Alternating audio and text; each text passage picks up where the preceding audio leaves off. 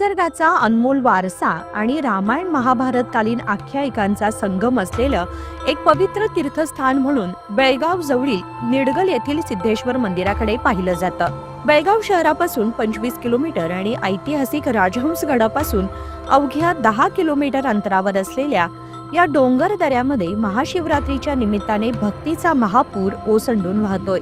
या निमित्त तरुण भारतचे प्रतिनिधी विजय निंबाळकर यांनी भेट देऊन माहिती जाणून घेतली. नमस्कार. आज महाशिवरात्री आहे आणि महाशिवरात्री निमित्त आपण पोहोचलो आहोत बेळगाव पासून 24 ते 25 किलोमीटर अंतरावर असणाऱ्या निडगल या गावी. एकंदरच आपण या निडगल गावचं वातावरण आता आपण पाहतोय. धुक्याचं वातावरण आहे, हिरवगार वातावरण आपल्याला पाहायला मिळतंय. आणि आज महाशिवरात्री निमित्त या डोंगर माथ्यावर वसलेलं एक मंदिर आहे. त्या मंदिराचं नाव सिद्धेश्वर मंदिर म्हणून ओळखलं जात आहे. आणि याच सिद्धेश्वर मंदिराचं दर्शन घेण्यासाठी, शंकरांचं दर्शन घेण्यासाठी खूप मोठ्या संख्येने भाविक तिथे दाखल होत असतात. याच निमित्त तरुण भारतच्या माध्यमातून आपण घेणार आहोत या मंदिराचं दर्शन. आणि महाशिवरात्री निमित्त एक वेगळंपण असणारं हे मंदिर आहे. जी आतापर्यंत हे मंदिर इथे आहे असं भाविकांनाही माहित नाही, पण तरुण भारतच्या माध्यमातून या मंदिराची काही वैशिष्ट्य आहेत ते आम्ही तुमच्यापर्यंत पोहोचून आहोत. चला तर माझ्यासोबत.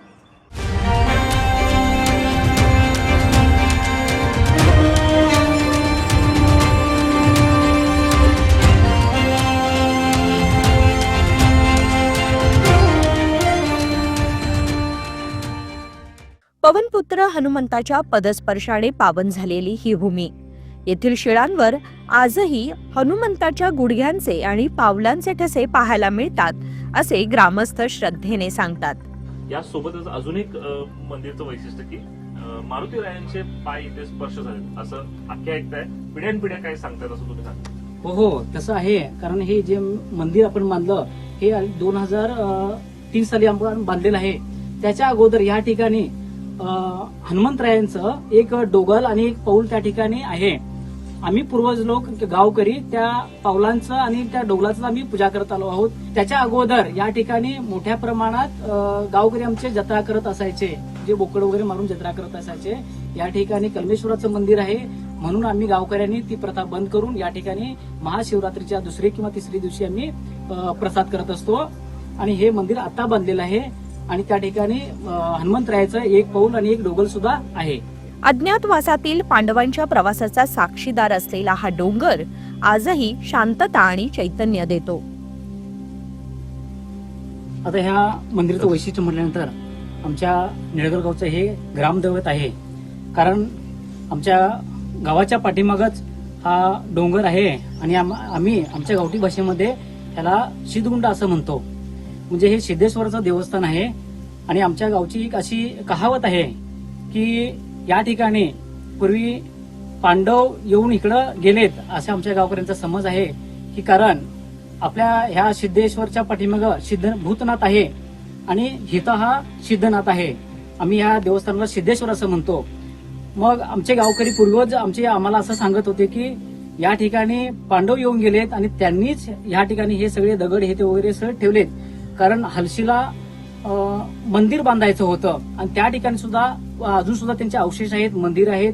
हलशीच्या पाठीमागच्या बाजूला तिथं रामतीर्थ आहे आणि तिथं सुद्धा त्यांना तिथं मंदिर बनवायचं आहे आणि त्याची सुद्धा त्या ठिकाणी अवशेष आहेत. याचाच अर्थ असा की या ठिकाणी सुद्धा पांडवांना मंदिर बांधायचं होतं.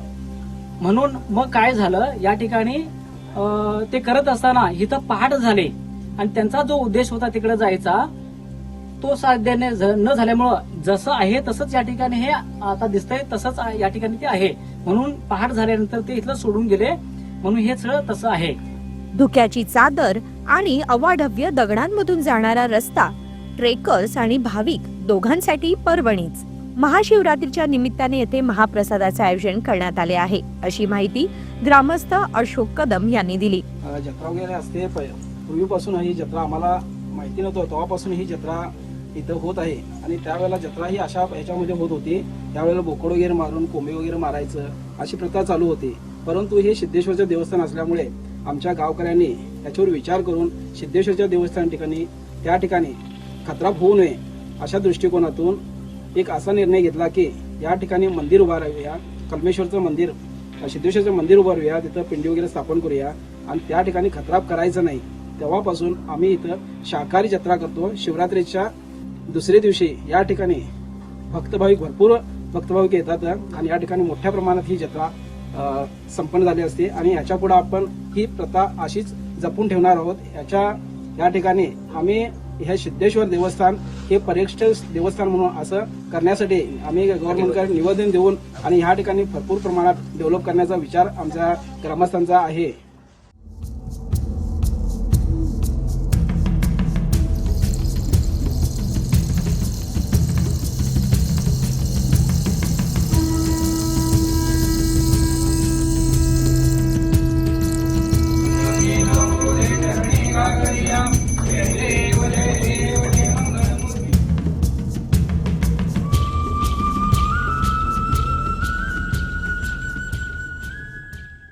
यावेळी शांताराम कदम, महेश कदम, विनायक सुतार आणि इतर निडगलचे ग्रामस्थ उपस्थित होते.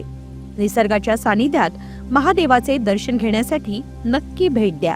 तर नक्कीच ग्रामस्थांशी बोलल्यानंतर या मंदिरचं खरंच महत्व खूप मोठं आहे हे आपल्याला समजलेलं आहे. पण जाता जाता तरुण भारतच्या माध्यमातून मी हेच सांगतोय, या संपूर्ण मंदिरचं जे काही महत्व आहे ते महत्व पवित्र आपण सर्वांनी भक्तांनी असंच व्यवस्थित ठेवलं पाहिजे. इथे येताना कोणताही कचरा न करता आपण व्यवस्थित दर्शन घेतलं पाहिजे असं ग्रामस्थांनी सांगितलंय. तुर्तास इथे थांबतोय. कॅमेरा पर्सन अंकुश कामत, विजय निंबाळकर, तरुण भारत न्यूज, निडगल.